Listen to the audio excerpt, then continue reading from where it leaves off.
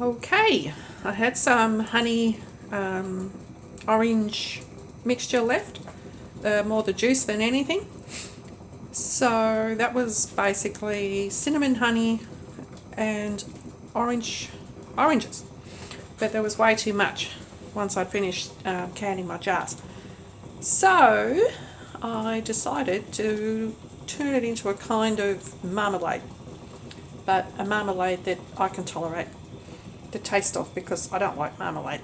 Anyway, in the bottom of this pot I have some paper towel, and then I've popped the jars in. They're only very small jars, and sterilised them, put the lids on them. I thickened up the juices from the original orange recipe with a little bit of firm flow, which is actually out of date, but it still works beautifully. And so now I am water bathing them, and this one with the checkered lid, it's not really covered, but I'm not that fussed about it because that particular one will go in the fridge for us to basically devour. Okay, I shall be back in a moment. And these are my honey cinnamon oranges of my very own tree.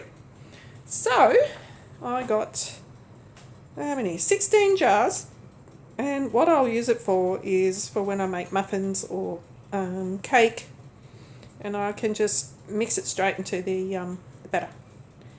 That'll be very delicious. Rightio, I've got the honey oranges 2019, just so I know what year it's made. Not that I throw a lot out. I'm not all that fussed if things are a little bit over date, and I'm still here to talk about it. Anyway, it's a used best by date. It's not a go off date. So if you see best by whatever date, you can still use it. That's up to you. Anyway, we have a nose. Our nose will tell all. Right, this is, I guess, what they would call a rolling boil. It's bubbles. I would have it probably a little bit higher if I had a bigger pot, but I used probably a pot that's a little bit too small. It's my makeshift water bath. You don't need to buy a water bath. You can use any pot as long as you have something in the base that the jars are not touching the bottom of the pot. They need a paper towel or a tea towel or an old cake rack. Anything will do. You can even use some of the rings. You can pop excuse my mess, these rings into the base of the pot and pop your jars on top of that. Rightio, back to my clean part of the kitchen. I will give these another 5 minutes, and I think that should be okay then. It's been over 10 minutes. They're only little jars. Okay, I'm going to try and do this with one hand. I've got my fantastic jar grabber. If you're going to buy one, this is the one you want, not the other one, because this one is just so easy to use. And believe it or not, I saw a young lady on a German channel that I was watching, and she was canning, bottling, and she had the other jar grabber, the one with the wooden top, and she was picking up the jars that way. I don't know if you know the other jar grabber, but it's got the wooden handles on it. So she was doing it upside down, and it's beyond my comprehension how she didn't drop the jars and make an almighty mess. But anyway, me being me, I told her, and I said, try it the other way around. It might be a bit easier.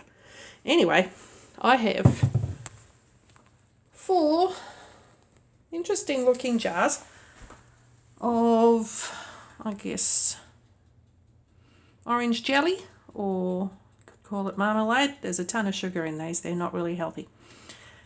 And honey. So yes, I'm naughty. I reuse jars, but I'm the only one that eats it. So that's my business. And this is the bottom of the pot where I had the paper towels. And this works perfectly fine. So just be smarter than I am and use a slightly taller pot. Anyway, the large jar is going in the fridge once it cools off, and the other 3 should be fine to go in the pantry.